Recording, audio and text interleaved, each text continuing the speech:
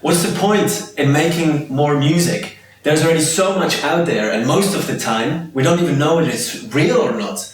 What's the point in making more tools for music makers? There's already so much. Markets are saturated, and they're saturated by machines or not by machines. We don't know. The system sort of seems to be overloaded. People like Robbie Williams I've seen the other day saying it's over, the game's over. But I think there's a solution to this, and there's definitely a future, and we just gotta shift our thinking and our education towards our kids and take responsibility in our actions and learn how to use all of these new tools and technologies.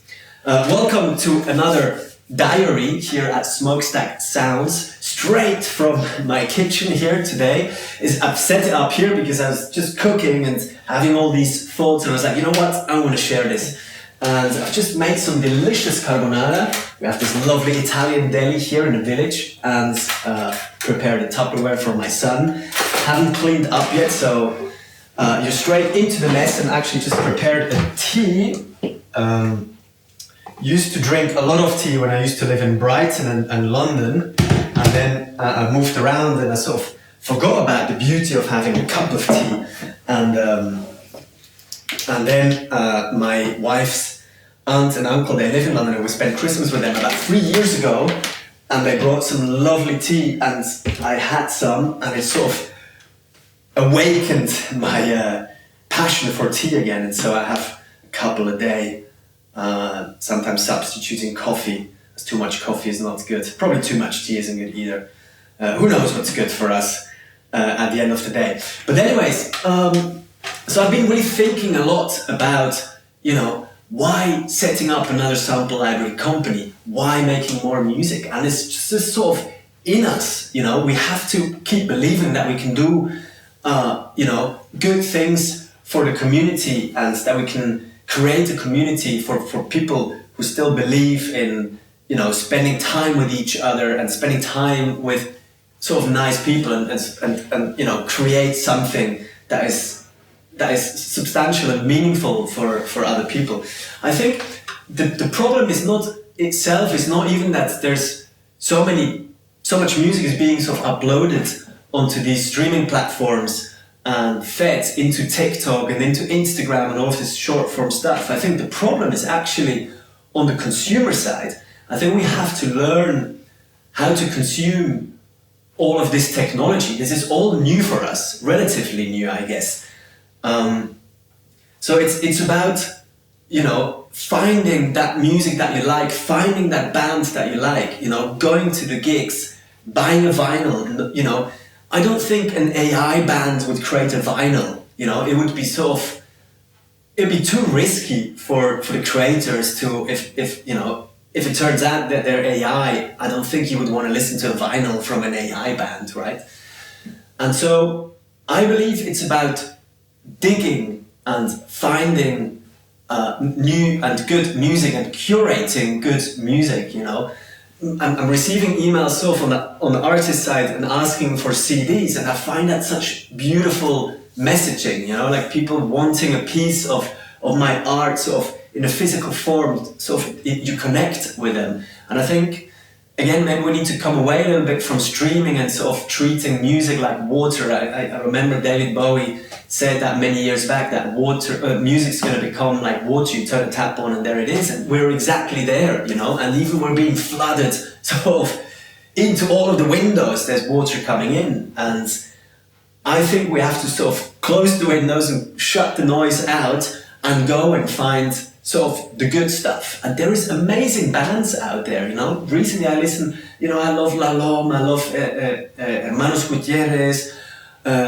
Angine de Poitrine, like maybe not exactly my style, but I think they're super creative and it's super cool if they're real, but from what I gather they are, but Rosalia, like a touring musician, that seems real, The crazy thing is because it's all digital, like you just don't know who is saying what and whether it's been said or whether it happened or not, so, but I think even, or exactly because of that, we have to dig much harder again and not just sort of consuming what's being shoved down our throats.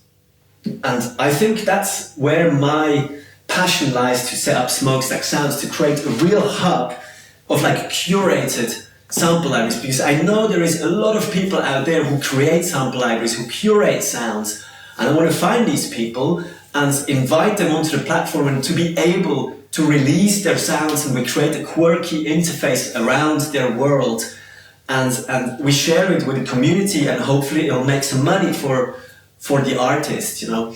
And another thing is, I think it's going back to sort of these niche things and niche communities, and where we support each other rather than one or two sort of tech giants or big corporate companies that sell stuff and tools that then sort of just one person benefits or two, you know. I think there is a more beautiful way of doing sort of business together, if you want to call it like that, and be in the industry together. I said that in many, actually probably in all of my diaries, but I just believe so strongly about it, that there's a piece of cake that can be shared among so many people, and music makers and sample library makers, and there's no need to just have the whole cake to yourself, you know. I just never understood that. We're trying desperately to teach our kids sharing is caring, yet when we grow up we see so many cases of greed and of sort of like stepping on top of each other, and then it's always being hidden really cleverly, you know. It's always being hidden behind like goodwill, and you know.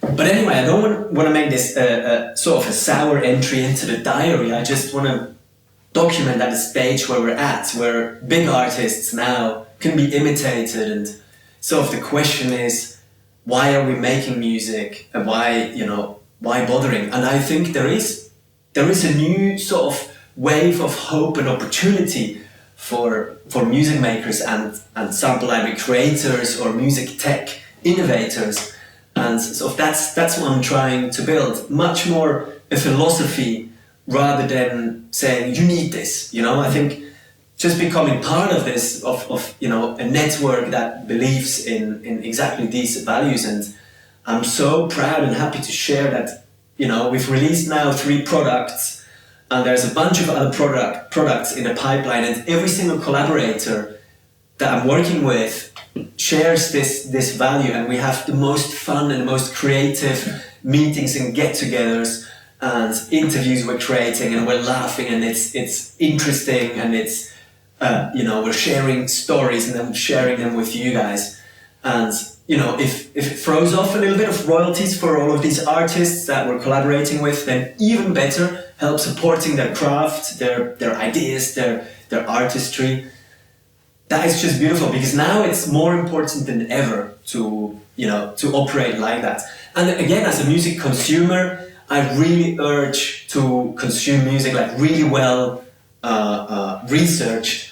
And also, we can't give up. We can't say, oh, there's too much AI music out there. I know it cripples the royalties for other artists and it's hard to make a living, but I don't think it was ever easy. You know, I think if I read B.B. King's biography or Brian Wilson's biography, it was never just sort of a walk in the park to be a musician and to sort of make it, if you want to say it like that. So it will be difficult. It's also easier in certain ways. We can, we have social media output all there as well. We're sort of dependent on the algorithm, but there is ways, and that's why hopefully you can subscribe, hopefully you can sign up to the email newsletter. So, I have other ideas, how we can maybe get together in the future, and just sort of create a beautiful community and appreciate real music and real artistry. And so I think before I go in circles, God, my tea is still super hot. I'm talking so much, I'm so thirsty, but it's actually great. Oh, I love a hot cup of tea. So yeah, I think it's shifted from, I think it's shifted for it to become a real curator kind of point of view. So as a music lover, I think you have to curate your music, the music that you like, not just put on a Spotify playlist and then it jumps into somewhere and throws AI-created music at you. I think we can, as consumers, we can steer a little bit what we want to do, you know, or maybe even sign off Spotify. I know it's very convenient. It's a wonderful platform. It works really nicely. It looks really great. But maybe there's a balance, you know. I think AI music can just be there on the side, you know. You know, for advertisement and stuff like that. Maybe there's AI music and that's fine, you know. And I know there is also a lot of musicians, including myself, you know, having written music for adverts, and it's sometimes good pay. It's a pity, you know, that falls away. But maybe it was in the first place. It would have been better to sort of have a bit of a day job and income, and then create the music I want to create in the evenings or in the downtime. That's sort of another approach. But yeah, I think let's stick for artists, for music, and let's not just consume what's being put down our throats. That's sort of my closing sentence. I'd love to hear your thoughts, and maybe we can pick up the conversation. Okay, cheers to that. Thanks for joining me, and I see you in the next one. Bye.